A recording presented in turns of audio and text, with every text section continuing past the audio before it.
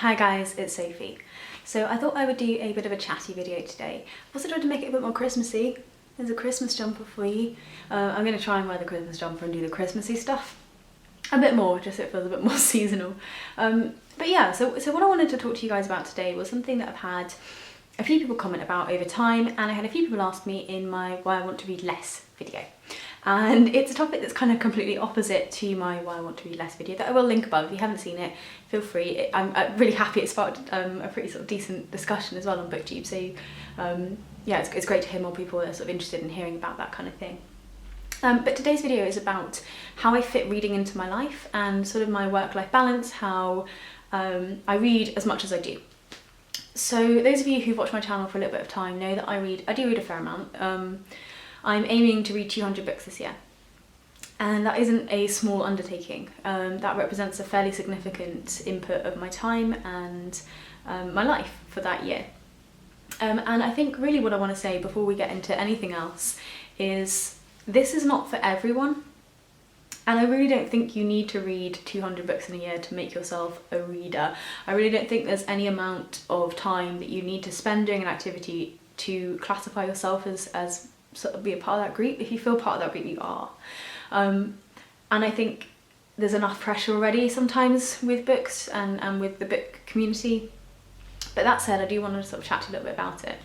I think one of the main reasons that I find this question odd is because for me, the idea of someone saying I can't spend time doing X, Y, Z is very alien. So sort of the reason for that is because I tend to think that whatever it is you enjoy and you want to do, you will make time to do.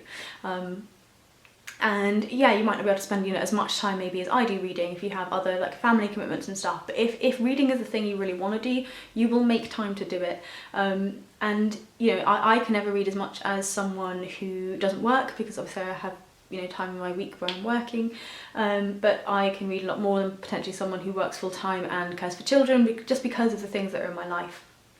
But I do think if you want to try and read more, prioritise it. That's my first sort of thing that I really want to put home is if you are trying to expand your reading in some way, or maybe you've challenged yourself to read, say, I don't know, 30 books in a year, and that's a really big deal for you, then there is going to be times where you're going to have to think, I want to try and make this. Is reading what I should be doing now? Should I maybe binge watch another series of this show, or could I read a little bit? But it's for you and it's what you want to do. So I think really prioritising your time and choosing to spend reading time sort of as reading time. I think also the second thing would be setting time aside to read. And for some people, they read very well in short bursts. There's a case of carrying something around with them. For other people, it's allocating like an hour in a weekend maybe just to sit down with a book, and to say like Sunday mornings between 9 and 10 in the morning, I sit down and I read my book. But either way, like allowing yourself to have that time and that spare time to do what it is you really enjoy, I think is healthy, and I think is a good way to read more. I think my main thing, sort of point 3, is the one that I think is most important, which is you're never going to read loads of stuff you don't like. And I've not really heard too many people talk about this aspect of it, but if you're reading stuff that just feels like it's a drag, and maybe you feel like you need to, or maybe you feel like, the classics are all that are worth reading and you're trying to catch up on stuff, but you don't like them, then just read what you like and you're going to read an awful lot more. Like, I don't have any issue with people reading like YA if YA is your thing, or if all you ever want to read is like epic sci-fi stuff, then knock yourself out, because that's what is going to appeal to you and that's how you're going to read more and how you're going to enjoy it.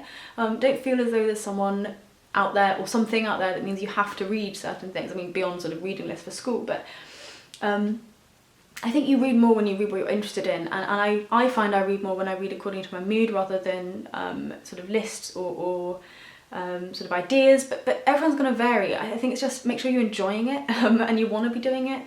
And I think sort of point 4, which again is kind of backwards, but is stop reading the books you don't like not as in type, but if you want to DNF a book, just DNF the book.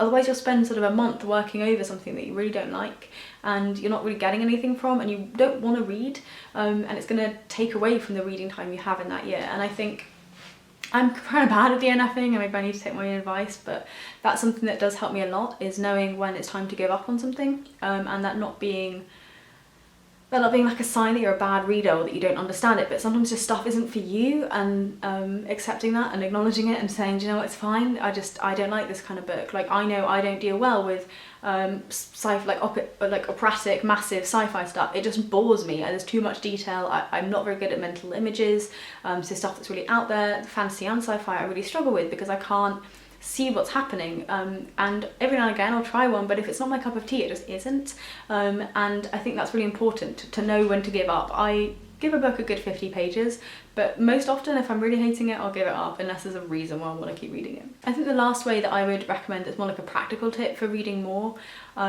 is to mix up the mediums you're reading.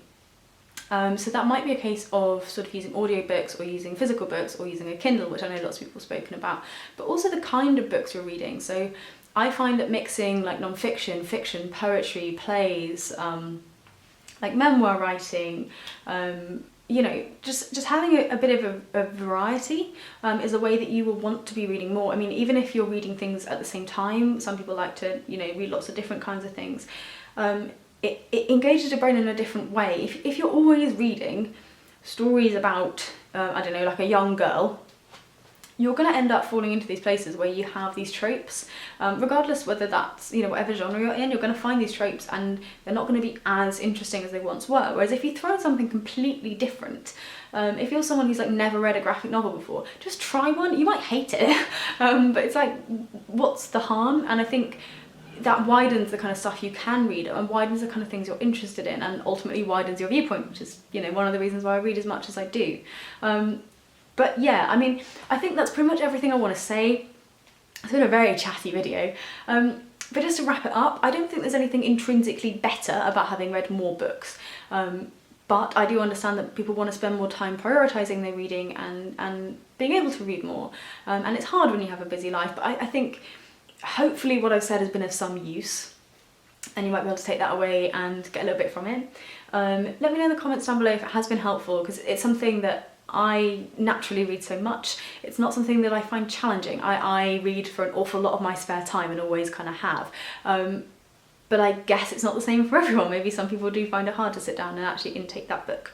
So yeah, let me know in the comments down below if this has been helpful. If you have any other tips, then please do leave them down below, because I'm sure that the other commenters will benefit from that. And I'll see you tomorrow in my next Vlogmas video. Bye bye.